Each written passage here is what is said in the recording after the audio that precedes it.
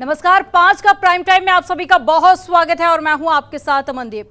उत्तर प्रदेश में ऐतिहासिक हार के बाद कांग्रेस के अंदर घमासान थमने का नाम नहीं ले रहा। पहले तो प्रदेश अध्यक्ष अजय कुमार लल्लू का इस्तीफा हुआ और अब पार्टी के ही कांग्रेस नेता जिशान हैदर ने पार्टी हाईकमान पर बड़े सवाल खड़े किए हैं। जिशान हैदर ने एक पत्र जारी कर यूपी चुनाव में कांग्रेस की बागडोर थामने वाली पार्टी की महासचिव प्रियंका गांधी वाड्रा का इस्तीफा मांगा है। हैदर ने पत्र में लिखा है कि प्रदेश में जब जब भी चुनाव परिणाम खराब रहा है तो उत्तर प्रदेश कांग्रेस कमेटी के अध्यक्ष और प्रभारी दोनों ने इस्तीफा दिया है। अब तो प्रियंका गांधी वाड्रा को भी इस्तीफा दे देना चाहिए। जिशान ने आरोप लगाया कि प्रियंका गांधी वाड्रा की नौकरों की वजह से कांग्रेस की स्थिति लगातार खराब होती जा रही है। जिशान हैदर ने सोनिया गांधी को लिखे खत में कहा कि पार्टी प्रियंका गांधी से भी महासचिव का पद वापस ले और उन्हें कार्यमुक्त कर दे। जब तक प्रियंका गांधी रहेंगी वही हराने वाले नौकर उनके साथ रहेंगे, तो वही टीम रहेगी। जिशान ने आगे लिखा कि प्रियंका गांधी की टीम की वजह से ही यूपी 387 विधानसभाओं में हमारी जमानत जब्त हुई है और कहा जाता है कि कांग्रेस पार्टी सबकी है, तो हमें लगता है जितनी कांग्रेस पार्टी आपकी है उतनी ही हम सबकी है। पार्टी की अच्छाई के लिए कोई कदम हो उसे लेने में हिचकिचाना नहीं चाहिए।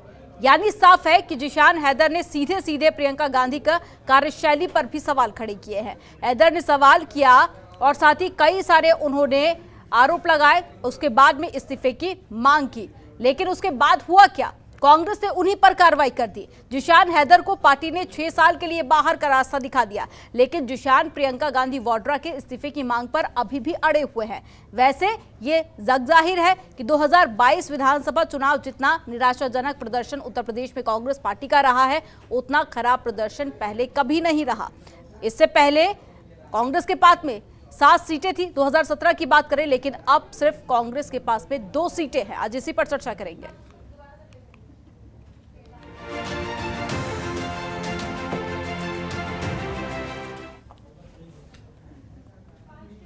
आज चर्चा इसी पर करेंगे, लेकिन उससे पहले कुछ सवाल जो लगातार कांग्रेस पार्टी पर खड़े हो रहे हैं। प्रियंका पर उठते सवाल, आला कमान कैसे देगा जवाब? जिशान हैदर के आरोप, कांग्रेस क्यों हुई यूपी में फ्लॉप? इस्तीफों का मामला, आला कमान कैसे करेगी सामना? यूपी में करारी हार, प्रियंका पर उठते सवाल।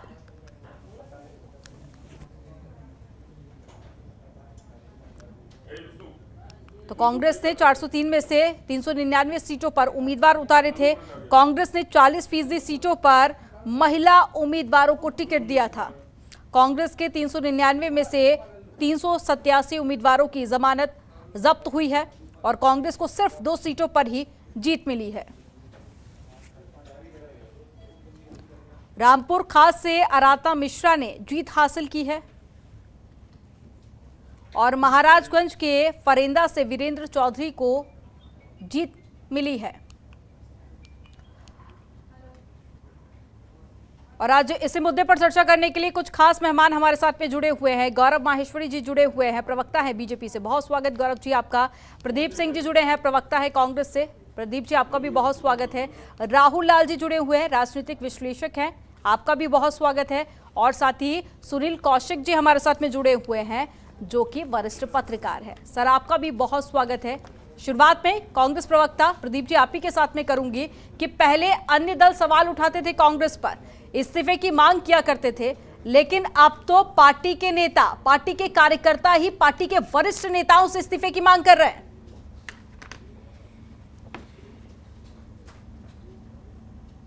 निश्चित तौर पर किसान भाई को पार्टी के फोरम पर अपनी बात रखनी चाहिए थी। ये पत्र मीडिया के माध्यम से लोगों के बीच में या लीक कराने का कोई औचित्य नहीं था। कोई आपको कोई ग्रीवांस थी तो आपको पार्टी के फोरम है उन पर आपको बात करनी चाहिए थी। जहाँ तक बात जिसान भाई ने अपने पत्र में ही लिखा है, ये पार्टी सबकी है, इसीलिए पार्टी की हार की जिम्मेदारी भी सबकी है। निश्चित तौर पर पार्टी की हमारी महासचिव प्रभारी प्रियंका गांधी जी ने पूरे 5 वर्ष इस सरकार को आईना दिखाने का काम किया, लगातार हाथरस से लेकर उन्नाव से लेकर लखीमपुर तक, और नौजवानों की बात रही हो, महिलाओं की बात रही हो, लगातार अगर किसी ने लड़ने का काम किया तो कांग्रेस पार्टी ने, और श्रीमती प्रियंका गांधी जी के नेतृत्व में कांग्रेस पार्टी ने सड़कों पर उतरकर सरकार को आईना दिखाने का काम किया। और आप भी देखिए, आप सारे मीडिया चैनलों पर और राजनीति में एक नैरेटिव सेट हुआ, लड़की हूँ, लड़ सकती हूँ, ये हमारा मुद्दा सिर्फ राजनीतिक नहीं था। हमने निश्चित तौर पर पूरी ईमानदारी के साथ इन मुद्दों पर संघर्ष किया। ये बात जरूर है कि अधिकतर महिला प्रत्याशी उसमें से चुनाव हारी, लेकिन ये इसका मतलब ये कतई नहीं हो सकता कि किसी एक व्यक्ति की जिम्मेदारी हो सकती। जब इस चुनाव बाइपोलर चुनाव में एक पक्ष योगी जी के साथ खड़ा था और एक पक्ष योगी जी के खिलाफ खड़ा था, हम अपनी बात जनता को समझाने में नाकामयाब रहे। इस बात की जिम्मेदारी हम एक एक कार्यकर्ता लेते हैं। और संघर्ष की जहाँ तक बात है, हमारी नेता प्रियंका गांधी को पर उतरकर संघर्ष किया, तो सवाल किसी एक पर नहीं बनता। और जब एक नैरेटिव सेट हो गया कि एक पक्ष योगी जी के साथ था और एक पक्ष योगी जी के खिलाफ था, तो तीसरी किसी विचारधारा का कोई स्थान बनता ही नहीं था। और ये पक्ष भारतीय जनता पार्टी और समाजवादी पार्टी की नूरा कुश्ती में जानते हैं कि अगर ये नैरेटिव सेट नहीं होगा तो वोटों का बंटवारा नहीं हो सकता। तो पूरी रणनीति के तहत उत्तर प्रदेश के चुनाव में एक नैरेटिव सेट किया गया। लेकिन प्रदीप जी, जिशान हैदर ये कह रहे हैं कि इससे पहले जब उत्तर प्रदेश में कांग्रेस को हार का सामना करना पड़ा तो अध्यक्ष और प्रभारी दोनों ने इस्तीफा दिया है, तो इस बार फिर ऐसा क्यों नहीं हुआ? अध्यक्ष जी ने इस्तीफा दे दिया है, एक बात तो ये क्लियर हो गई। दूसरी बात, अभी हमारे प्रभारी इसकी समीक्षा के लिए जितेंद्र भंवर सिंह जी प्रभारी नियुक्त किए गए हैं। बैठकर समीक्षा होगी, समीक्षा के बाद निर्णय निकल कर आएगा।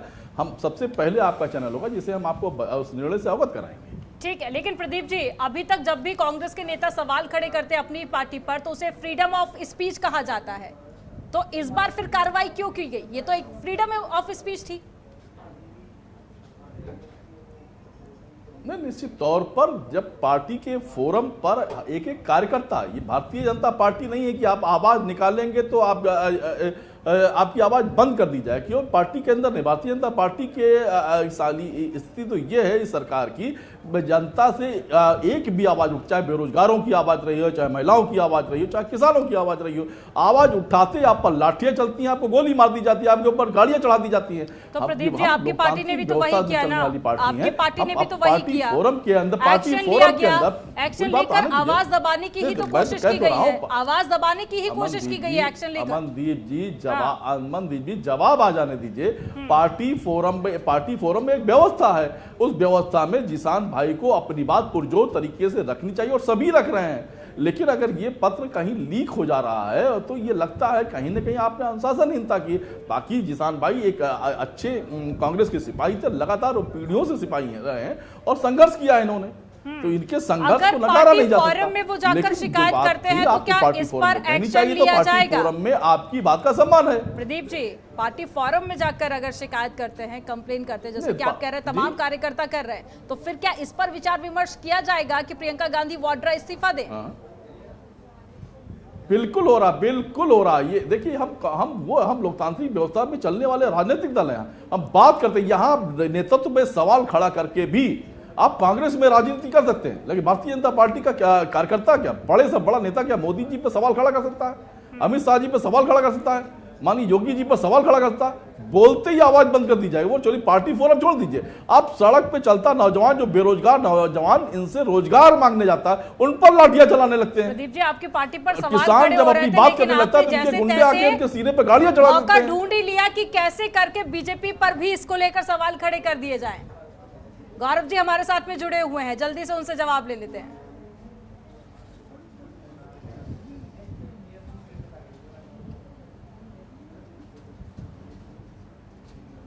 आपने देखा कि कैसे इनकी पोस्टर गर्ल थी जो लड़कियों लड़ सकती हूँ का नारा दे रही थी, वो लड़कियां अचानक पार्टी छोड़कर जाने लगी। 40% महिलाओं को इन्होंने टिकट देने की बात की, लेकिन इन्होंने वहीं पे राजस्थान और पंजाब जैसे स्टेट में जहाँ इनकी सरकारें थी, आज तक कभी वहाँ पे 5% 10% से ऊपर वहाँ महिला प्रत्याशियों को टिकट नहीं दी। तो जो ढकोसलेबाजी ये लोग करने की कोशिश कर रहे थे, चाहे कोविड के दौरान बसों को लाकर नौटंकी करने की कोशिश कर रहे थे, जनता ने उसका पहली बात तो है कि मुंहतोड़ जवाब दे दिया है। अब दूसरी बात है कि जब कोई पार्टी के पास पहले 7 सीटें थी और इस बार 2 सीटें आ जाती हैं, तो एक तरीके से आपका परफॉर्मेंस गिर रहा है। तो नैतिकता के आधार पर प्रियंका गांधी जी को इस्तीफा दे देना चाहिए था। अब लेकिन समस्या क्या है, देखिए, एक बार सोनिया गांधी जी इस्तीफा देती हैं, तो कांग्रेसियों के कुछ गुट आ जाता है, वो कहता है नहीं नहीं हमें उनके ऊपर भरोसा है और सोनिया गांधी जी के नेतृत्व में कांग्रेस आगे बढ़ेगी। फिर सोनिया गांधी जी कहती है नहीं नहीं ऐसा है कि राहुल गांधी जी बेहतर चला सकेंगे, तो राहुल गांधी जी आ जाते हैं। फिर राहुल गांधी जी एक चुनाव हरवा देते हैं, तो जब दूसरी बार उनका इस्तीफा देने का मौका आता है, फिर कार्यकर्ता में से वही कुछ चेहरे खड़े हो जाते हैं और जो एक तरीके से मैं साफ साफ शब्दों में बोल लूं मक्खन लगाने का काम करते हैं। कहते हैं नहीं नहीं राहुल गांधी जी के ऊपर पूरा भरोसा है, कांग्रेस उन्हीं के नेतृत्व में आगे चलेगी। और यही काम फिर हो रहा है। एक कार्यकर्ता जिसने अपनी आवाज रखी है कि अगर प्रदेश अध्यक्ष को आप इस्तीफा दिलवा रहे हो, तो जो प्रियंका गांधी जी उत्तर प्रदेश की जिम्मेदारी संभाली थी, 7 सीटों से 2 सीटें पे आई है और सारी जमानत जब्त हो गई अधिकतर सीटों पे, तो नैतिकता के आधार पर इस्तीफा दे देना चाहिए था। और मैं तो बहुत एक सिंपल शब्दों में आपको समझाना चाहता हूँ। कुछ दिनों पहले मैं कहीं पे पढ़ भी रहा था और वही मैं कोट करना चाह रहा हूँ कि अगर आपकी रसोई में आज प्याज खराब सब्जी खराब बनती है और आप बोलना चालू कर दो कि नहीं प्याज खराब थी इसलिए बावर्ची से सब्जी खराब बन गई, तो कोई बात नहीं है। अगले दिन आप कहते हो कि मिर्चा खराब थी इसलिए सब्जी अच्छी नहीं आई, तीसरे दिन आप बोलते हो टमाटर खराब था इसलिए हमारी सब्जी अच्छी नहीं बनी। अरे भाई साहब आपके रसोइये में गड़बड़ है, आप अपने बावर्ची को बदल दीजिए। क्यों दूसरे बावर्ची को कमान नहीं देते हैं पार्टी के अंदर? नहीं दे सकते हैं। क्यों? क्योंकि एक परिवारवाद वाली पार्टी है, एक परिवार को राजनीति को अपने हाथ में रखना है, सत्ता को अपने हाथ में रखना है। अब समस्या क्या है कि जितने कांग्रेस के कार्यकर्ता हैं वो पार्टी के अगेंस्ट बहुत सारे लोग नहीं जा सकते हैं, लेकिन जिसने हिम्मत करके अगर बोला हो तो मैं समझता हूँ पार्टी के अंदर उसका सम्मान करना चाहिए। प्रियंका गांधी जी को उनको बुलाकर मिलना चाहिए। प्रियंका गांधी जी तो चलते चुनाव में कह रही थी ना कि मैं हर एक से मिलना चाहती हूँ और उत्तर प्रदेश के लिए मेरी जान हाजिर है। तो एक पार्टी का कार्यकर्ता जो सालों से एक्टिव था, एक पार्टी का कार्यकर्ता जिसकी नाराजगी है कि इस्तीफा आपको भी देना चाहिए, तो उसकी बात क्यों नहीं सुनी जाती? एक्चुअली बात सुननी नहीं है। हमने इन्हीं पत्रकार भाइयों को देखा होगा ना अपने वीडियो, कैसे एक पत्रकार भाई सवाल पूछ रहे तो उनको भूसा मार देता है प्रियंका गांधी जी का एक साथी। तो ये सब हमने सब पूर्व में देखा है और ये 2 दिन 3 दिन मसला चलना है। कुल मिलाकर जिशान जी को पार्टी से बाहर का रास्ता इनकी पार्टी दिखा देगी। और होगा क्या, आप नोट करके रख लीजिए, प्रदीप जी और मैं दोबारा आपके चैनल पे किसी दिन डिबेट होंगे।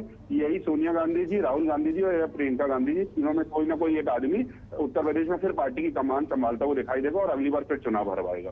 ठीक है, ये सवाल बार बार उठ रहा है कि कांग्रेस पार्टी क्या सिर्फ गांधी परिवार तक ही सीमित है? इसको लेकर प्रदीप जी मैं आगे आपसे जवाब लूंगी, लेकिन उससे पहले सुनील कौशिक जी का रुख कर लेते हैं। सुनील कौशिक जी, अब सवाल ये उठने लगे हैं कि क्या कांग्रेस पार्टी का तिलिस्म टूटता जा रहा है? कितना सही मानते हैं आप इसे? नहीं, वो तो अमनदीप सारे राज्यों को रिजल्ट बता रहे हैं कि जिस तरीके की लड़ाई लड़नी चाहिए थी कांग्रेस को, मुझे लगता है वो लड़ाई नहीं लड़ पा रही है। और जो बार बार सवाल उठते हैं, चाहे उनके नेता उठा रहे हों चाहे मीडिया उठा रही हो, कांग्रेस को बड़ा ईमानदारी से उसके साथ समीक्षा करने की आवश्यकता है कि जिस तरीके के उनको एडवाइजरी दी जा रही है। 2019 का जब चुनाव हारे, राहुल गांधी ने इस्तीफा दिया और इस्तीफे में तमाम बातें कही गई थी, उसमें आरोप थे। वैसे इस्तीफे में आरोप नहीं होता, लेकिन पहली बार कांग्रेस अध्यक्ष ने इतने आरोप लगाए, तो क्या उन आरोपों की समीक्षा हुई? क्या 2019 के चुनाव के हार के कारण कोई जिम्मेदार लोग थे? क्या उन पर अनुशासन कार्रवाई हुई? क्या मुझे तो लगता है वो मुख्यमंत्री भी बन गए थे बाद में। तो जब वो मुख्यमंत्री थे ही, जब उन्होंने स्पष्ट रूप से कहा कि मुख्यमंत्री अपने बेटों को जिताने के लिए पूरा समय वहाँ दे रहे थे और किस तरीके से टिकटें मांगी गई, क्या वो मुख्यमंत्री उसके बाद हटाए थे क्या? तो ये सारी चीज़ें मुझे लगता है कि गांधी परिवार के आप नज़दीक हैं तो आपको बख्शा जा रहा है। ये थोड़ा सा कांग्रेस के जो लीडरशिप प्रदेश स्तर की है या छोटे जिले लेवल की है या विधानसभा लेवल की, ये एक मन में घर कर गई है बात कि यदि गांधी परिवार से आपका संबंध अच्छा नहीं है या गांधी परिवार के आप नज़दीक नहीं हैं, तो निश्चित तौर से आप कुछ कांग्रेस में कर नहीं सकते। यहीं आप उत्तर प्रदेश में देख लीजिए, एक आरोप लगा कि पैसे लेकर के टिकटें बांटी गई। और ये राजनीतिक गणित होता है हर चुनाव में कि यदि किसी सामने वाले प्रत्याशी को हराना होता है तो कुछ पार्टी के लोग ही एक मैनेज करते हैं कि आप सामने वाली पार्टी से टिकट ले आओ और पैसे ले जाओ। ये तमाम इस तरीके के खेल चलते हैं चुनावों में। क्या उसमें कांग्रेस के पदाधिकारी इन्वॉल्व थे? क्या उस पर एक जांच होनी चाहिए थी? केवल प्रदेश अध्यक्ष का आपने इस्तीफा ले लिया और मांग लिया। सोनिया गांधी जी ने मांगा सारे प्रदेशों का, मुझे लगता है प्रदेश प्रभारियों का भी मांगना चाहिए था इस्तीफा, लेकिन इस इस्तीफे से थोड़ा ही काम चलेगा। ईमानदारी से उनकी समीक्षा होनी चाहिए। जितेंद्र सिंह को उत्तर प्रदेश का प्रभारी बनाया, जैसे 5 राज्यों के सबको, जैसे रजनी पाटिल को गोवा का बना दिया, जयराम रमेश को मणिपुर का, अजय माकन को पंजाब, अविनाश पांडे को उत्तराखंड का, जितेंद्र सिंह को उत्तर प्रदेश का प्रभारी बनाया है। तो क्या उन्होंने अभी तक कोई पत्र जारी किया? क्या उन्होंने कोई ऐसा नोटिफिकेशन जारी किया कि हम जाकर के प्रदेश के नेताओं से बात करेंगे? केवल अब के पत्रों के माध्यम से आप स्त्री कर रहे हैं तो ये नहीं चलने वाला। अब राजनीति बदल गई है। पहले राजनीति अलग तरीके की थी, अब आपको एक एक मिनट का हिसाब सोशल मीडिया के माध्यम से देना पड़ता है। और ये कोई दो राय नहीं है कि प्रियंका गांधी ने बहुत मेहनत उत्तर प्रदेश में की, लेकिन मेहनत से नहीं, आपके पास अंक कितने आए। 2012 में जहां आपको 88 लाख वोट था, वो 2017 में लाकर के 55 लाख हो गया, और अब जाकर के आपका 21 लाख के आसपास वोट। लगातार आपके वोट घट रहे हैं, सीटें भी घट रही हैं, लेकिन चुनाव के समय पे आप दिखाई देंगे जिस तरीके से भारतीय जनता पार्टी 2017 से ज्यादा, सुनील जी, इस बार हमने देखा कि कांग्रेस काफी ज्यादा सक्रिय थी, लेकिन जब सीटें उठाकर देखा जाए तो 60 से डायरेक्ट 2 पर जो स्तर है लगातार नीचे आता जा रहा है। ये भी कई सारे सवाल खड़े करता है। नहीं, बिल्कुल, उसमें अमनदीप तमाम ऐसी टिकटें पैसों के बल पे बांटी गई कांग्रेस में। इस बात के सबूत हैं कांग्रेस के नेताओं के पास ही हैं। ये आरोप किसी बाहर की पार्टी के लोगों ने नहीं लगाए, ये उत्तर प्रदेश के कांग्रेस के नेताओं ने आरोप लगाए हैं कि पैसे के बल पर टिकटें बांटी गई। तो क्या उस पर कोई बड़ी कार्रवाई होगी कि नहीं होगी? क्या प्रदेश के नेतृत्व को इसकी जानकारी थी या नहीं थी, या प्रदेश के कुछ संगठन के पदाधिकारी भाजपा या सपा से मिलकर काम कर रहे थे क्या? ये सारे सवाल उठते हैं। तो इस पे जब आप ईमानदारी से कार्रवाई नहीं करेंगे, सोनिया गांधी जी ने कह दिया कि इस्तीफा भेज दीजिए, तो इस्तीफा भेज दिया। इस्तीफा भेजने से काम नहीं चलेगा। कम से कम एक ऐसी कार्रवाई होनी चाहिए जो जिन्होंने भितरघात की या जिन्होंने पीछे के प्रदेश से अन्य पार्टियों से हाथ मिला लिए, कि वास्तव में आगे आने वाले पदाधिकारी या आगे आने वाले जो कार्यकर्ता आपसे जुड़ने वाले हैं, उनमें एक ठीक सा संदेश जाए। और रही हार की बात, तो क्या मैं एक और सवाल उठाता हूं, भाजपा के प्रवक्ता बैठे हुए हैं, पंजाब में हार हुई और पंजाब में सारी जिम्मेदारी अमित शाह देख रहे थे। छोटी से लेकर के बड़े डिसीजन, छोटी से लेकर के बड़ी मीटिंग अमित शाह के नेतृत्व में दिल्ली में हो रही थी। पंजाब में हार गए आप, कौन इस्तीफा देगा? अश्विनी कुमार तो जीत गए, वहां प्रदेश अध्यक्ष थे, विधानसभा में पहुंच गए, लेकिन वहां हार की जिम्मेदारी कौन लेगा? बीजेपी की अमित शाह लेंगे कि वहां के प्रदेश अध्यक्ष लेंगे या कोई और लेगा, या केवल इसी में आप खुशी मनाते चलेंगे कि नहीं साहब हमने 4 राज्यों में सरकार बना ली है? सवाल उठता उन पे भी है। हाँ, लेकिन मुझे तो पहले ही ये साफ कर चुके थे कि 5 में से 4 राज्यों में बीजेपी की सरकार बनी थी। उम्मीद उनको भी पहले थी कि पंजाब में जीतना उनके लिए भी आसान नहीं होगा, या फिर उम्मीद ही नहीं थी वहां पर। लेकिन जो आपने उनके साथियों की बात कही है, तो वहां पर ज़ीशान हैदर ने भी सवाल खड़े किए। उनका कहना है कि नौकरों की वजह से कांग्रेस पार्टी लगातार हार रही है, जब तक उसमें कुछ बदलाव नहीं होता है तब तक कांग्रेस पार्टी हारती रहेगी। नहीं, प्रियंका गांधी जी के जो निजी सचिव संदीप सिंह जी हैं, हाँ। मैं भी उनको बड़ा व्यक्तिगत दौर से कई वर्षों से जानता हूं। उनका जो बिहेवियर है, मुझे लगता है एक जैसे ब्यूरोक्रेसी, जैसे मैं कह सकता हूं कि हट धर्मी वाला बिहेवियर उनका संदीप सिंह का कहा जा सकता है। इस बात को भी समझना पड़ेगा राहुल गांधी, प्रियंका गांधी या सोनिया गांधी जी को, जो इनके इर्द गिर्द निजी सचिव हैं, विशेष सचिव हैं, उनके ओएसडी हैं, क्या ईमानदारी से कार्यकर्ताओं के साथ वार्ता कर रहे हैं? क्या ईमानदारी से उनके साथ बिहेव कैसा कर रहे हैं? क्या ईमानदारी से सारी रिपोर्ट उन तक पहुंच रही है कि नहीं पहुंच रही है? इन सारी बात की समीक्षा भी करने की आवश्यकता है। कभी कभी क्या होता है कि बड़े नेता चाहते हैं, लेकिन जिनके जो कोई एक माध्यम होता है उनसे मिलने का, बात पहुंचाने का, वो ठीक से बात रख नहीं पाते, या वो ठीक से बात पहुंचा नहीं पाते, या वो इस तरीके की एक्टिविटीज करते हैं कि नहीं प्रियंका गांधी वही हैं या सोनिया गांधी, राहुल गांधी वही हैं। ये मुझे लगता है एक बार समीक्षा करने की आवश्यकता होगी। ज़ीशान हैदर ने जो संदीप सिंह पे जो आरोप लगाए हैं, मैं थोड़ा सा इससे सहमत हूं, क्योंकि संदीप सिंह के नेचर से मैं भी परिचित हूं। ठीक है, राहुल लाल जी भी हमारे साथ पे जुड़े हुए राजनीतिक विश्लेषक है। राहुल जी, आपका विश्लेषण क्या कहता है? देखिए, कांग्रेस को आत्ममंथन की आवश्यकता है, इसमें कहीं कोई शक नहीं है। जिस तरह से तमाम चीजें हो रही हैं, कांग्रेस एक विपक्षी एक मजबूत धड़ा उसको बनना चाहिए। क्योंकि देखिए, मैं मानता हूं कि लोकतंत्र में जितना आवश्यक सत्ता पक्ष है, उतना ही आवश्यक विपक्ष भी होता है। देखिए, जैसे उत्तर प्रदेश में कांग्रेस कोई बहुत बड़ा करिश्मा करेगी, ये उम्मीद तो किसी को भी नहीं था, क्योंकि उत्तर प्रदेश का चुनाव द्विध्रुवी था। लेकिन हाँ, कांग्रेस पर सवाल जरूर खड़े होते हैं कि आखिर उत्तराखंड जैसे राज्य के चुनाव को कैसे जो है कि वो हार जाता है। वहां पे पूरे मौके थे उनके पास, उन्होंने वोट शेयर भी बढ़ाए, लेकिन अंततः पार्टी की भितराघात की क्या स्थितियां रही। या फिर पंजाब में जो हम लोगों ने देखा कि किस तरह से सिद्धू और चन्नी के बीच में विवाद बना हुआ था, या उसके पहले चीजें बनी हुई थी, तो उसको सुलझाने के लिए त्वरित तौर पर प्रयास क्यों नहीं हुए? ये कुछ बड़े सवाल जो है जरूर उठते हुए होंगे। गोवा में भी किस तरह से जो है कि आपके वोट शेयर कैसे घट गए। तो लेकिन जहां तक मामला हम लोग उत्तर प्रदेश की बात करते हैं, तो उत्तर प्रदेश में देखिए कांग्रेस के पास संगठन नहीं था और दो तीन चीजें यहाँ पे एंटी इनकम्बेंसी फैक्टर को लेके जिस तरह से एग्रेसिव रूप में हम लोगों ने देखा कि पहले मैदान पे जो है कि समाजवादी पार्टी पिछले 4 साल में मैदान पे नहीं थी। प्रियंका गांधी लगातार जो है मैदान में उपस्थित थी और एक तरह से विपक्ष का पूरा नेतृत्व वही करते हुए दिख रही थी, ये हम लोगों ने देखा। लेकिन अब सवाल ये उठेगा कि तब अगर वो इतना सुपर एक्टिव थी तो फिर वैसे स्थिति में पार्टी को लाभ क्यों नहीं मिला? देखिए, क्योंकि पार्टी को लाभ ना मिलने का जो मुख्य कारण यही रहा कि उनका संगठनात्मक ढांचा नहीं था। कोई भी आदमी अगर मान लीजिए कि जो कांग्रेस को वोट देता तो उसे ये महसूस हो रहा था मनदीप जी कि अगर हम यहाँ पे वोट देंगे तो ये प्रत्याशी जीतेगा नहीं, क्योंकि जो कांग्रेस को वोट देता है उसकी दिली ख्वाहिश एक तरह से प्रथम ख्वाहिश उसकी होती कि वो भारतीय जनता पार्टी को हराना चाहता है। हाँ। और कांग्रेस वहां पे बीजेपी को हराते हुए नजर नहीं आती। तो ऐसे स्थिति में फिर वो वोट कांग्रेस को नहीं जाके फिर वो वोट जो है कि समाजवादी पार्टी गठबंधन की तरफ गया। तो इसलिए कांग्रेस के लिए मुख्य कवायद ये करनी होगी, आपके कुछ देखिए चाहे 2012 में या 17 में 7 सीट लाने से भी उत्तर प्रदेश में कुछ नहीं होगा, तो कांग्रेस के लिए बहुत जमीनी तौर पर यह आवश्यक है कि वो उत्तर प्रदेश में सीधे सीधे अपने संरचना को खड़ा करे, अपने संगठन को खड़ा करे।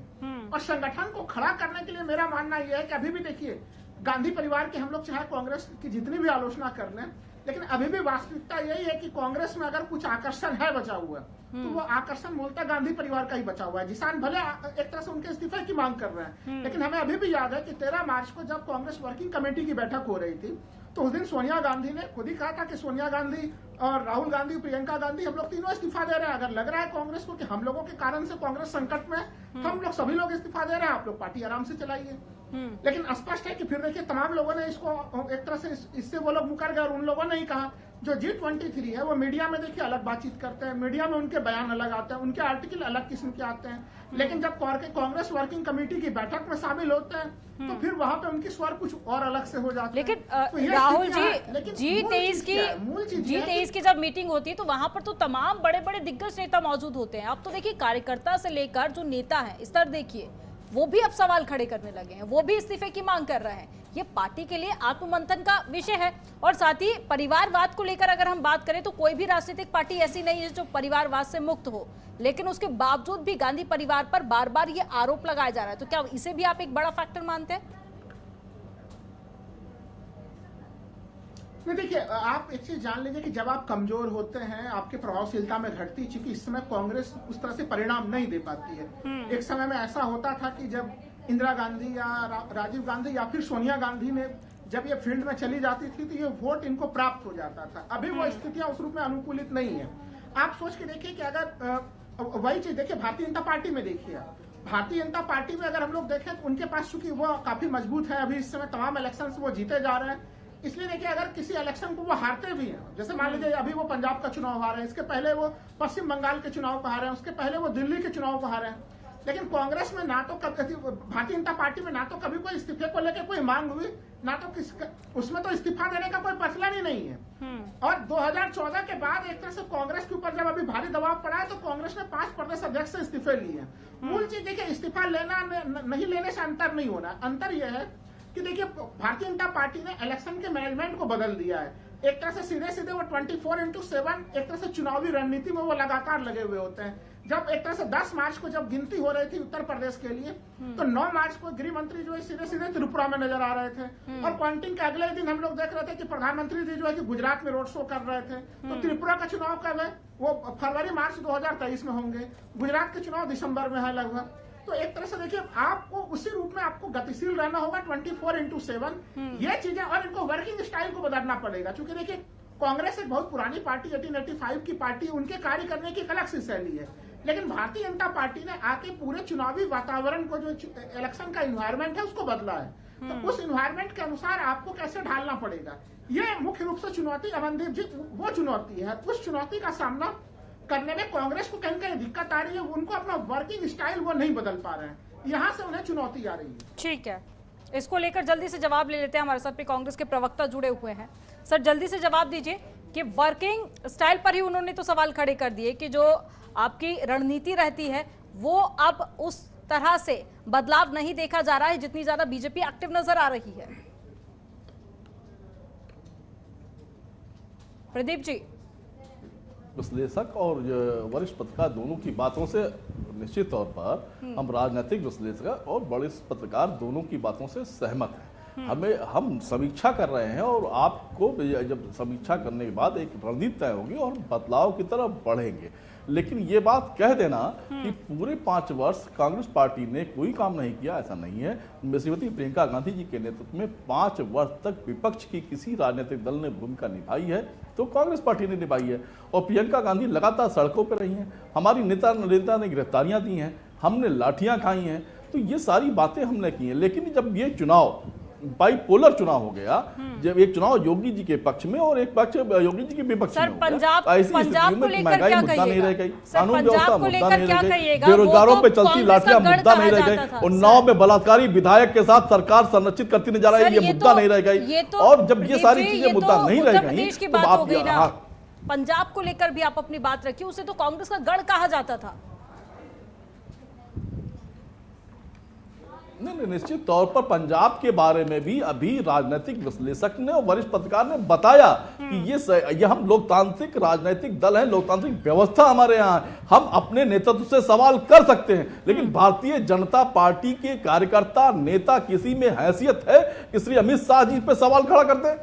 उत्तर प्रदेश में किसी राजनीतिक नेता आज उनका उप मुख्यमंत्री हारता है, मंत्री हारते हैं, विधायक हारते हैं और उसके बावजूद भी उनकी चुनाव की रणनीति पर जिनके पास जिम्मेदारियां थी उनसे कोई सवाल खड़ा करते नहीं कर सकता। हमारे यहाँ हम वो राजनीतिक दल हैं कि हमारा एक एक सिपाही, एक एक कार्यकर्ता अपने सबसे बड़े नेतृत्व के सामने सवाल खड़ा कर सकता है और उसके बावजूद भी जवाब की अपेक्षा करता है और संतोषजनक जवाब उसे मिलता है। किसान भाई भी और उनका परिवार निश्चित तौर पर ईमानदार कांग्रेसी बाहर का रास्ता दिखा दिया जाता है और हैं, उस पर एक्शन लिया जाता है। पार्टी के फोरम के पार्टी के डिस्कशन भारतीय जनता पार्टी की फेरिस्त है। फेरिस्त अब बताया, बन के नेताओं ने पार्टी छोड़ते हुए बताया कि ये पिछड़ा विरोधी हैं या अल्पसंख्यक विरोधी हैं या युवा विरोधी बता के गए पार्टी से लोगों ने इस्तीफे दिए। और जब हम ये कहना चाहते हैं इनडायरेक्टली डर तो आप भी पैदा कर रहे हैं सर अपनी पार्टी के नेताओं में, कार्यकर्ताओं में। प्रदीप जी, सबसे पहले आप ही का रुख करूंगी।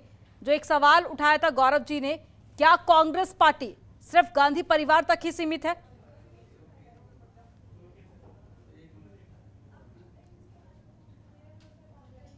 की जब चर्चा करते हैं तो इस देश ने गांधी परिवार की शहादत देखी है। इस हिंदुस्तान की एक सरजमी पर गांधी परिवार के लहू लोगों ने देखे हैं और वो लोग बात करते हैं जिनका इतिहास ही आज़ादी के आंदोलन में ब्रितानी हुकूमत की मुखबिरी करते हुए बीता है। और श्री गौरव जी हमारे मित्र हैं लेकिन भारतीय जनता पार्टी के आधिकारिक प्रवक्ता नहीं हैं। ये कोई सवाल हम इनसे पूछेंगे तो भारतीय जनता पार्टी इनके बयानों से पल्ला झाड़ लेगी, तो हम इनके किसी सवाल का जवाब देना नहीं चाहते। लेकिन प्रदीप जी, आपने जो जवाब दिया कि गांधी परिवार ने शहादत दी है, तो गांधी परिवार ने शहादत दी है, ठीक बात है, लेकिन आजादी में तो ना जाने कितने परिवारों ने शहादत दी है। लेकिन उसमें नाथूराम गोडसे के परिवार शामिल नहीं थे। चित्पावन ब्राह्मण जिनके नेतृत्व में भारतीय सामने घुटने टेकती हुई भारतीय जनता पार्टी दिखाई पड़ती है, माननीय मुख्यमंत्री जी जो आज भी भारतीय जनता पार्टी के प्रारंभिक सदस्य नहीं हैं, अगर गोरखपुर में श्री मोहन भागवत जी से मुलाकात करते हैं तो निश्चित तौर पर यह दिखाई पड़ता है कि यह सांस्कृतिक संगठन राजनीति में पूरी तरीके से इन्वॉल्व है और उसके निर्देशों पर काम हो रहा है। आज तक इस सांस्कृतिक संगठन पर, जो आज तक भारत के संविधान के अनुसार इस देश में रजिस्टर्ड भी नहीं है, क्या भारतीय जनता पार्टी के किसी नेता में हैसियत है कि संघ परिवार के खिलाफ कोई सवाल खड़ा कर सके? आज भी चित्पावन ब्राह्मण के अलावा, अपवाद में श्री रज्जू भैया के अलावा पूरे देश में आज तक इनका संघ कारवां, राष्ट्रीय संगठन आज तक कोई इनके इस परिवार से अलग हुआ हो तो बता दीजिए। और जब परिवारवाद की चर्चा करते हैं तो कम से कम 50 परिवारों के साथ उत्तर प्रदेश में भारतीय जनता पार्टी राजनीति कर रही है। आप लखनऊ से लेकर गाजियाबाद कोई भी राजनीतिक पार्टी चुनाव जीतते हैं, परिवारवाद से वंचित है ही नहीं है। वो तो मैंने पहले ही सवाल किया ना, कोई भी राजनीतिक पार्टी परिवारवाद से वंचित नहीं है। लेकिन जो बात आपने कही है ये कहीं ना कहीं सुनने में कुछ नहीं लग रही है कि शहादत दी है गांधी परिवार ने, इसीलिए भरोसा जताया जा रहा है। इस पर मैं सुनील कौशिक जी का रिएक्शन। आपको नहीं लग रही होगी, आपको नहीं लग रही होगी गांधी परिवार की शहादत, स्वर्गीय राजीव गांधी जी की शहादत आपको नहीं लग रही होगी, स्वर्गीय इंदिरा गांधी जी की शहादत आपको नहीं लग रही होगी, कांग्रेस नाथूराम गोडसे की गोली से इस देश के गांधी की शहादत आपको नहीं लग रही होगी, लेकिन इस देश को नहीं लगती। प्रदीप जी, आप लॉजिक दे रहे हैं, वो लॉजिक नया है, शहादत पूरा देश जानता है। जो गांधी परिवार की इस देश में जो अहम भूमिका रही है, नहीं, सुन लीजिए, आपको इस शहादत नहीं लग रही होगी, आपको इस शहादत की जानकारी नहीं होगी, लेकिन इस देश के बच्चे को इंदिरा गांधी जी की शहादत याद है, श्री स्वर्गीय राजीव गांधी जी की शहादत याद है, महात्मा गांधी जी की शहादत याद है, आपको नहीं याद होगी, हो सकता है। सर, पार्टी की हार को लेकर आप जो लॉजिक दे रहे हैं, मैं उस पर सवाल खड़े कर रही हूँ। गांधी परिवार की शहादत पर मैं सवाल नहीं कर रही हूँ। आपको तो शहादत याद नहीं है, बहुत बड़ी बात आपको गांधी परिवार की शहादत याद नहीं है। एक नया सवाल आपने कहा कि प्रदीप जी आप नया सवाल खड़ा कर रहे हैं। अरे स्वर्गीय राजीव गांधी जी की शहादत आपको याद नहीं? शहादत आपको याद नहीं? अरे प्रदेश के महात्मा गांधी की शहादत आपको याद नहीं? कैसी बातें कर रहे हैं? मैं आपको समझा दे रहा हूँ, आप समझ नहीं पाए हैं। गांधी परिवार की जो इस देश के लिए भूमिका रही है, वो देश मानता है और हमेशा मानेगा, इसमें कोई दो राय नहीं है। लेकिन इस बात को आपको समझना पड़ेगा कि जो युद्ध भारत ने जीते, चाहे कारगिल युद्ध हुआ हो, चाहे पाकिस्तान से युद्ध जिन हथियारों के बल पर जीता हो, आज वो हथियार नहीं चल सकते। कारगिल युद्ध में जिन हथियारों का उपयोग हुआ, या आज हम उन हथियारों का उपयोग करेंगे तो जीत नहीं सकते। बदलनी पड़ेगी कांग्रेस, और आज की स्थिति से बदलनी पड़ेगी। अब आप ये कहो कि नहीं साहब गांधी परिवार की वजह से ही कांग्रेस चलेगी, वो नहीं चल पाएगा, क्योंकि हर देश का युवा वोटर जनता जागरूक है। और इस बात को मत भूलिए आप कि जो गांधी परिवार ने इस देश के लिए किया है, बिल्कुल सलाम करने योग्य है, और इस देश हमेशा उनकी अहमियत मानेगा। लेकिन अब उसी नाम पर क्या अंबेडकर के पुत्र या पुत्र जो हैं, क्या वो राजनीति में बहुत सक्रिय हैं? क्या उस समय जो उनकी अहम भूमिका थी नहीं है? महात्मा गांधी की जो अहम भूमिका उस समय हुआ करती थी, आज उनकी पीढ़ियों की नहीं है। इस बात को मानिए, समझिए। दूसरी बात, जब सोनिया गांधी जी ने 2014 में प्रधानमंत्री न बनके जो देश को संदेश दिया था, उसमें वाही कांग्रेस की हुई थी कि नहीं हुई थी? 2009 में आपकी दोबारा वापसी हुई। तो बड़ा दिल दिखाकर के गांधी परिवार को यह संदेश देने का प्रयास करना पड़ेगा। जो भाजपा या आपके जो विरोधी दल हैं, वो कहते हैं कि बंधक बना लिया है कांग्रेस को गांधी परिवार ने। इस जिस सोच है जो लोगों में जा चुकी है, उसको आप खत्म कैसे करेंगे? खत्म करने के लिए गांधी परिवार को आगे आना पड़ेगा। दूसरी बात, बड़ा अच्छा रहता है कि 10 मार्च को रिजल्ट आए थे, प्रियंका गांधी शाम को आती, मीडिया से रूबरू होती और कहती मैंने इस्तीफा दिया। मीटिंग में इस्तीफे नहीं दिए जाते, ये आप भी जानते हैं और हम भी जानते हैं कि मीटिंग में सब तरीके की क्या व्यवस्था होती है, कौन प्रस्ताव देता है, कौन प्रस्ताव को आगे बढ़ाता है, कौन हाँ करता है, कौन ना करता है, ये सब मीटिंग में आप भी जानते हैं, आप भी मीटिंग में रहे, हमने भी अटेंड किए हैं। लेकिन ईमानदारी से उस चीज को आप समझिए कि आज आपका लड़ाई नरेंद्र मोदी से है। कभी आपकी नेता इंदिरा गांधी हुआ करती थी तो विपक्ष उनको नहीं घेर पा रहा था। और आप देखिए कि जिस तरीके की इंदिरा गांधी के समय की जो राजनीति थी, चाहे कितने बड़े बड़े नेता थे, वो बहुत ज़्यादा देर तक नहीं टिक पाए उनके सामने। तो ये आप समझिए कि आज इंदिरा गांधी के रूप में नरेंद्र मोदी है। आपको उसी भूमिका में आना पड़ेगा, जो भूमिका आपका सामने वाला सेनापति, आपकी सेना जो सामना कर रही है उसका सेनापति कैसा है, वही सेनापति आपको देना पड़ेगा। तो मुझे लगता है कि आप टिक पाएंगे। नहीं, मुझे लगता है कि जो स्थिति चल रही है कि आप हर राज्य से दूर होते जा रहे हैं, वो स्थिति हो जाएगी एक दिन। जी प्रदीप जी। निश्चित तौर पर हम आपकी बात से पहले भी हमने कहा, हम आपकी बात से पहले के बयान पर से भी हम आपसे सहमत थे। अभी देखिए, हम फिर ये कह रहे हैं कि हम एक लोकतांत्रिक पार्टी हैं, हमारे यहाँ एक कार्यकर्ता अपने नेतृत्व पर सवाल खड़ा कर सकता है। आप पार्टी को मौका दीजिए, हम समीक्षा कर रहे हैं, समीक्षा करने के बाद एक रणनीति बनेगी और तमाम चीजें आपको नए क्लेवर के साथ आपको पार्टी दिखाई। प्रदीप जी, एक दर्शकों को बता दीजिए, एक दर्शकों को ये बता दीजिए प्रदीप जी, दर्शक ये जानना चाह रहे हैं कि 2019 का चुनाव हारे थे, उस हारने के बाद समीक्षा का क्या हुआ, आप बता दीजिए। तो ये मान लेगी देश की जनता, प्रदेश की जनता कि हाँ, आप कोई ईमानदारी से समीक्षा कर रहे होंगे। 2019 की समीक्षा का क्या हुआ?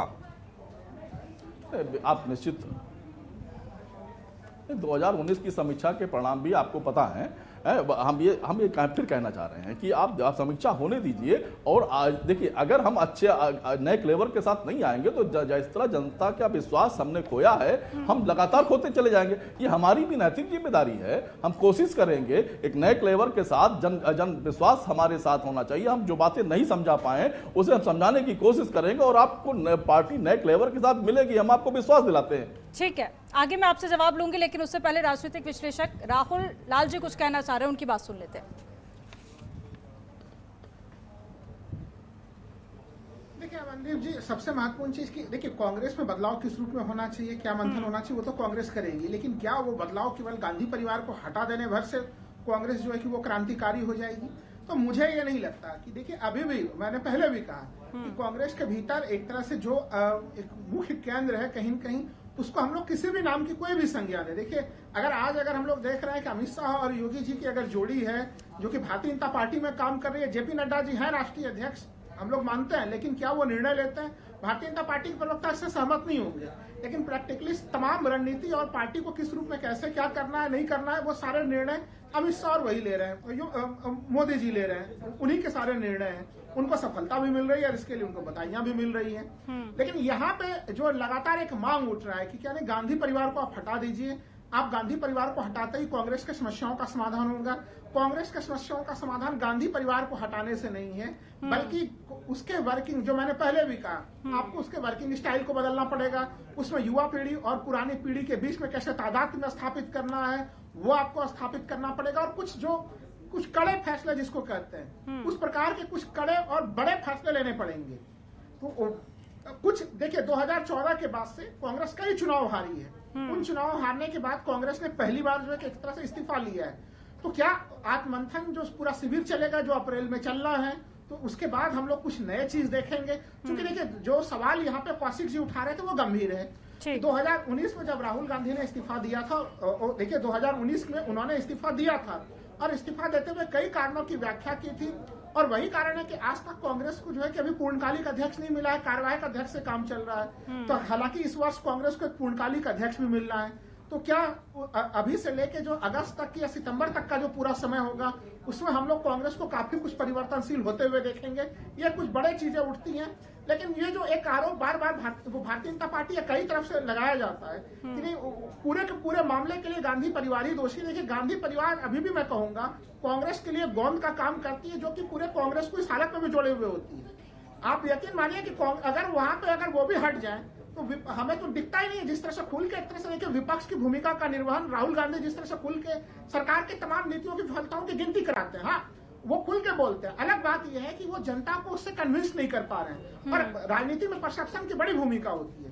मैं तो अमनदीप जी ये भी कहूंगा कि चूंकि देखिए, हम लोगों ने देखा कि अखिलेश यादव घर में बंद थे और तमाम जो है कि प्रियंका गांधी काफी सक्रिय स्थिति में थी। तो इससे हमें, लेकिन राहुल जी, आपको याद होगा कि 1990 से पहले जो गांधी परिवार का वर्चस्व हुआ करता था, वो वर्चस्व अब देखने को नहीं मिलता है, ना पार्टी के अंदर और ना ही आम जनता में। इसके पीछे क्या कारण आप मानते हैं? देखिए, जब आप अभी, चूंकि इस समय प्रधानमंत्री के नेतृत्व में भारतीय जनता पार्टी का परिणाम काफी बेहतर आ रहा है। देखिए, हम लोग जानते हैं कि राजनीति में जब तक आप परिणाम नहीं लाते हैं, राजनीति एक तरह से राजनीतिज्ञों के लिए परीक्षा का विषय है, सत्ता के लिए आपका वही माध्यम बनता है। तो वो आप नहीं देते हैं तो स्पष्ट है कि आपकी शक्ति कमजोर होगी। जिस दिन से फिर से वो परिणाम आना शुरू हो जाएगा, फिर आपकी शक्तियां बढ़ जाएंगी। और जब आपके पास केंद्र सरकार जैसे भारतीय जनता पार्टी के पास भी बहुत 10 तरह की चीजें हैं।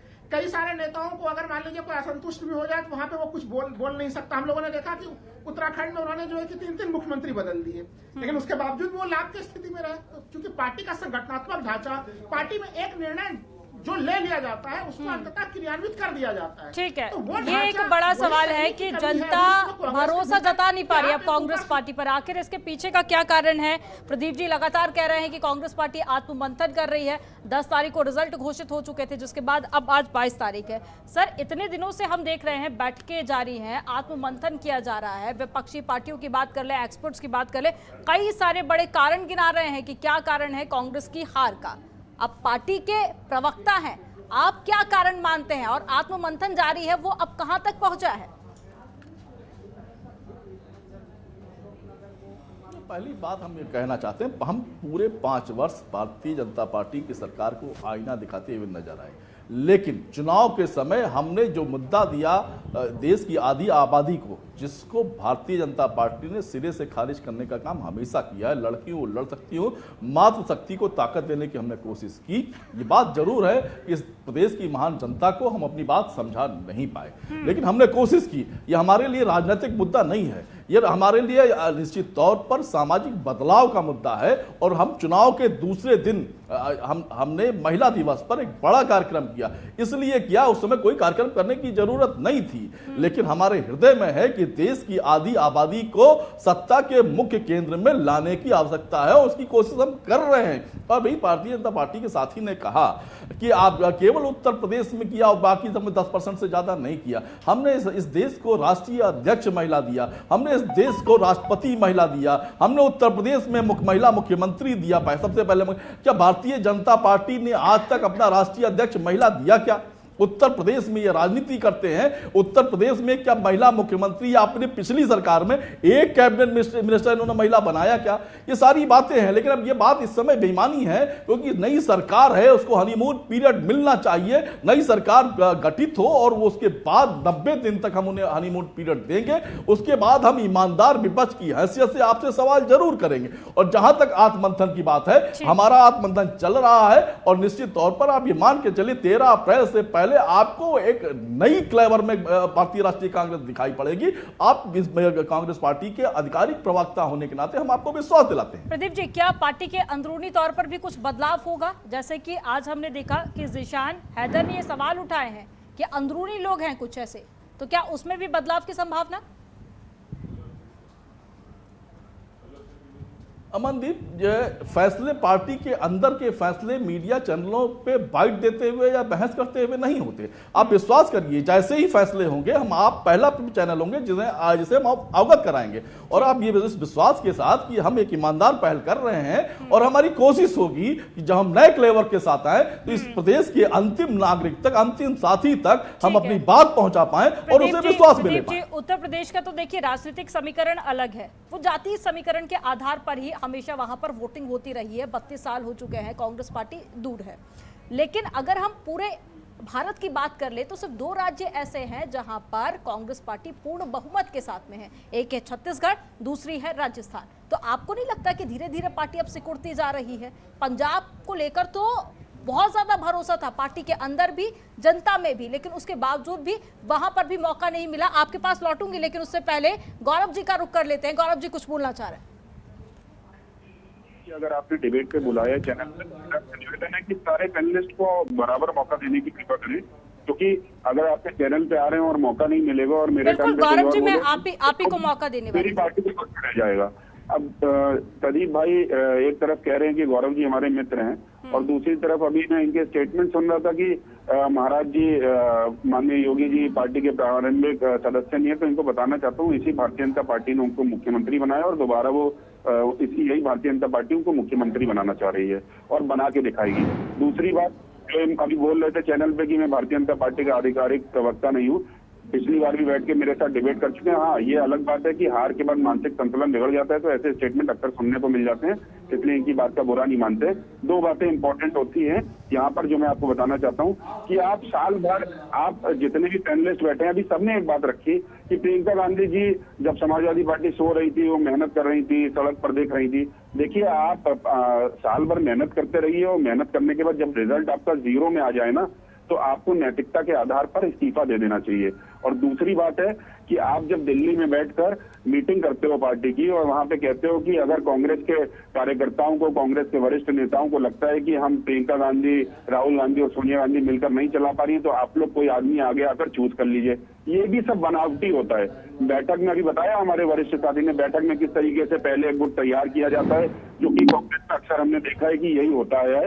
तो ये प्रेस वहाँ बैठक में प्रेस कॉन्फ्रेंस करने के बाद या बैठक के दौरान ये सब बोलने की जरूरत नहीं है कि अगर हम कांग्रेस पार्टी को आगे नहीं बढ़ा पा रहे हैं तो हम, आप बताइए, हम कांग्रेस पार्टी को किसी और के हाथ में कमान दे देते हैं? आप जिम्मेदारी से उसको छोड़ दीजिए। नए बहुत सारे कार्यकर्ता हैं जो आपसे बहुत बेहतर अच्छा काम जानते होंगे, उनको बढ़ाइए। और आखिरी बात मैं बोलना चाहता हूँ कि भारतीय जनता पार्टी के कंधे पे बंदूक रखकर प्रदीप सिंह जी ना चलाएं, अपनी पार्टी की हार की समीक्षा करिए। भारतीय जनता पार्टी में तो आज अध्यक्ष कौन है, कल कौन रहेगा, मोदी जी के बाद प्रधानमंत्री कौन रहेगा, ये पार्टी का दल पूरा मिल बैठकर तय करता है। एक गांधी परिवार के तरीके से भारतीय जनता पार्टी नहीं चलती है। इसलिए भारतीय जनता पार्टी को कोसने से बेहतर है अपनी कमियों पे, और जो जिशान जी बोल रहे हैं उस पर गौर करिए। प्रियंका गांधी और राहुल गांधी की वजह से लगातार जो चुनाव हार रहे हैं, कांग्रेस की बदनामी आप लोग कर रहे हैं, वो आप छोड़ दीजिए। कब तक कांग्रेस के कार्यकर्ताओं की बदनामी इस तरीके से कराएंगे? कब तक उनको डिप्रेशन में लाएंगे? क्या अकेले दो भाई बहन ऐसे हैं जो कांग्रेस में, और उनकी मदर, एक उनकी माता जी सोनिया गांधी जी ऐसी हैं कि जिन तीन के अलावा कांग्रेस चल ही नहीं सकती है? आपके पास कोई और नेता ही नहीं है जो आके उत्तर प्रदेश में कमान संभाल सकता है। आपके पास कोई और नेता ही नहीं है जिसको आप आगे पार्टी के अंदर बढ़ा सकते हैं। बार बार इस्तीफे की पेशकश और एक लॉबी आकर कह देना कि नहीं, हम तो कांग्रेस में अगर गांधी परिवार में बहुत योगदान दिया, हम तो चाहते हैं वही आगे संभालें। और जो ये बड़ी बेवकूफी वाली बात अभी कर रहे थे, कहाँ शहादत से लेके और कहाँ इस हार को जोड़ दे रहे हैं कांग्रेस पार्टी की हार की समीक्षा। गौरव जी, कई सारे आरोप लगा दिए, अब जल्दी से जवाब ले लेते हैं। गौरव जी, आखिरी निवेदन है कि प्रदीप जी, ये आरोप प्रत्यारोप की राजनीति छोड़ दीजिए। हार गए बुरी तरीके से, समीक्षा करिए। भारतीय जनता पार्टी को छोड़ दीजिए पीछे, अपना ख्याल रखिए, अपने ऊपर देखिए आप लोग क्या कर रहे हैं। ठीक है गौरव जी, जवाब ले लेते हैं जल्दी से। प्रदीप जी, कई सारे आरोप गौरव जी ने कांग्रेस पार्टी पर खड़े किए, जल्दी से बहुत संक्षिप्त में जवाब दीजिएगा।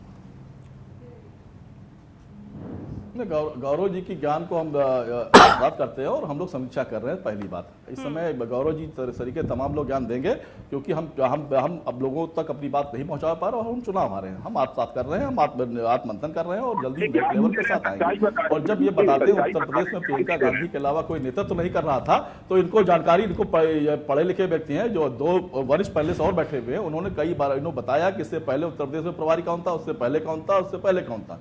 तो इनको जानकारी करके आना चाहिए। प्रियंका गांधी आदिकाल से यहाँ के प्रभारी नहीं है, लगातार प्रभारी रहते हैं और अध्यक्ष रहते हैं और अध्यक्ष बदलते रहते हैं। ये जानकारी पढ़ लिख के आया करें और उसके बाद इस तरह के सवाल किया करें। हम फिर ये कह रहे हैं कि भारतीय जनता पार्टी के गौरव भाई हमारे लिए जरूर है, अधिकारी प्रवक्ता नहीं है, हम इनके किसी भी बात का जवाब देना नहीं चाहते। ठीक है गौरव जी, लेकिन कल तक तो बीजेपी भी यही संकेत दे रही थी कि पार्टी में हारे हुए नेताओं को भी मौका दिया जाएगा। कल ही पुष्कर सिंह धामी के नाम का जिक्र किया गया, उसके बाद भी केशव प्रसाद मौर्य को लेकर भी चर्चाएं खूब चल रही है। तो बीजेपी की तरफ से भी तो संकेत यही है कि हारे हुए नेताओं को भी मौका दिया जाएगा। वही सवाल आप कांग्रेस पर खड़े कर रहे हैं। मैं तो एक बात बोलना चाह रहा हूं कि क्या कांग्रेस पार्टी 7 सीटों से 2 सीटों पर आई है? क्या नैतिकता के आधार पर आगे आकर सारे स्टेटों में हार जाना? क्या प्रियंका गांधी को आगे आकर कहना नहीं चाहिए था? कार्यकर्ताओं के साथ हारने के बाद एक बैठक नहीं करनी चाहिए थी? और क्या मीडिया को संबोधित करके ये नहीं कहना चाहिए था कि हम हार गए हैं, कहीं ना कहीं मैंने नेतृत्व किया है, कुछ कमी रह गई होगी, आज मैं इस्तीफा दे रही हूँ? और एक नई पार्टी, नया एक चलन कांग्रेस पार्टी में हो रहा है कि कांग्रेस पार्टी को एक नया नेता आगे आकर संभाले। ये बड़प्पन करके दिखाती।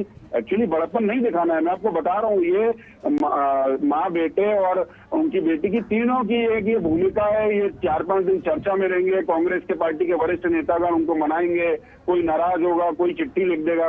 लेकिन असल में कहानी यही है कि कांग्रेस में जो बार बार ये रसोई के अंदर जो गौरव जी हाल ही में पंजाब में बीजेपी हारी है। 2018 की बात कर ली जाए तो राजस्थान, छत्तीसगढ़ और मध्य प्रदेश तीनों राज्यों में बीजेपी हारी थी। तब पार्टी ने कौन से नेताओं से इस्तीफा लिया था? आप देखिए लगातार हमारे यहाँ ये तो नहीं होता है ना। भारतीय जनता पार्टी में जब समीक्षा बैठक होती है, क्या आपको सुनने में मिलता है कि मैं छोड़ देती हूँ, आप आगे आ जाइए, आप संभाल लीजिए? लेकिन गौरव जी, इस्तीफे की भी खबरें सुनने को नहीं मिलती। अमनदीप जी, भारतीय जनता पार्टी में जब समीक्षा बैठक होती है, क्या हार वही कल नाम की घोषणा की गई है।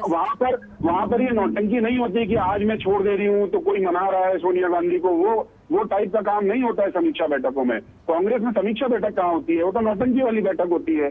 समीक्षा बैठक होती है तो हम समझते भी कि कुछ सोच रहे हैं, मंथन कर रहे हैं अपनी पार्टी में बदलाव का। वहाँ तो नौटंकी की बैठक होती है। सोनिया गांधी छोड़ रही है तो राहुल गांधी को आगे कर दो, राहुल गांधी छोड़ रहे तो प्रियंका गांधी को आगे कर दो। इसी प्रदेश में कांग्रेस ने हारे हुए प्रत्याशी को मुख्यमंत्री बना दिया होता ना, तो बीजेपी सारी बाहर निकल के आ गई होती।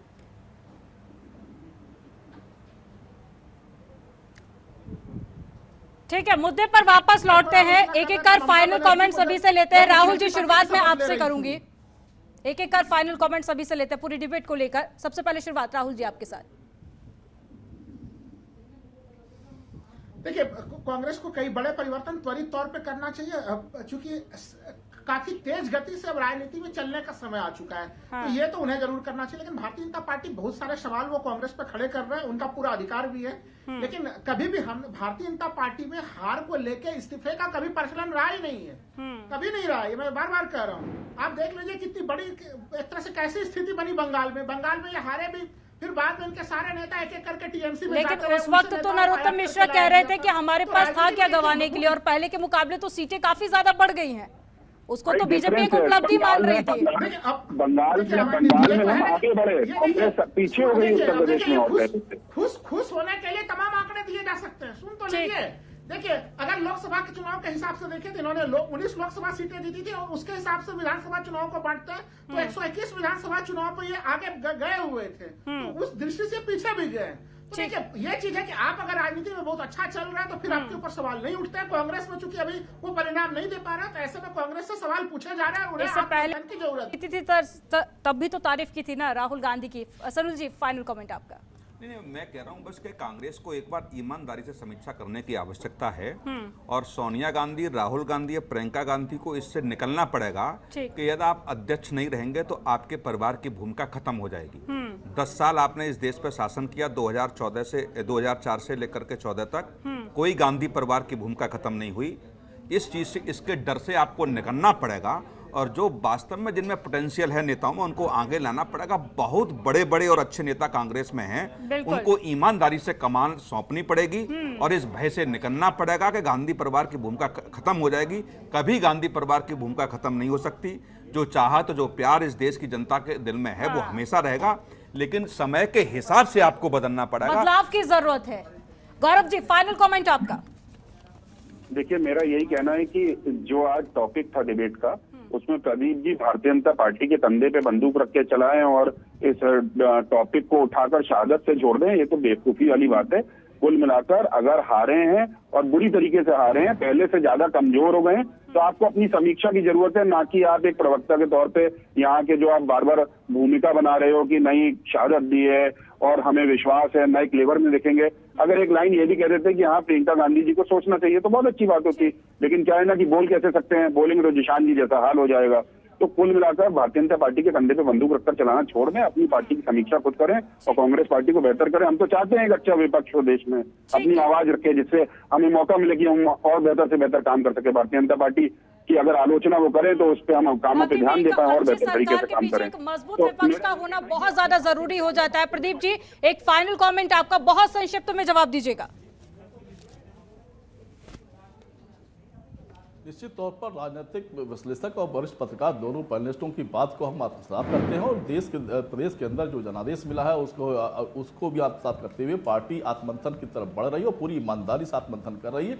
हम फिर ये कह रहे हैं 13 अप्रैल के तक हम आपको नए क्लेवर में दिखेंगे, और निश्चित तौर पर भारतीय जनता पार्टी को 100 दिन पूरे होने के बाद जो भी अगर वो उनकी नीतियां जनहित में नहीं होंगी तो हम सवाल खड़े करते हुए मिलेंगे और जनता के लिए संघर्ष करते हुए सड़कों पर लाठियां खाते हुए मिलेंगे। ठीक है, तो प्रदीप जी, इसी उम्मीद के साथ कि आने वाले दिनों में कुछ बदलाव जरूर देखने को मिलेगा कांग्रेस पार्टी में। आप सभी मेहमानों का हमारे साथ में जुड़ने के लिए, चर्चा में शामिल होने के लिए बहुत शुक्रिया।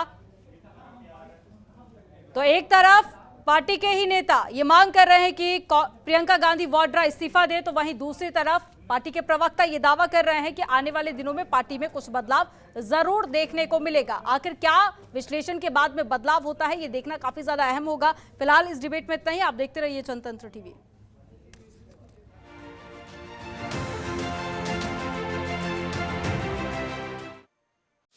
खबरों के निष्पक्ष विश्लेषण के लिए सब्सक्राइब करें Jantantra TV and press the bell icon. Never miss any update.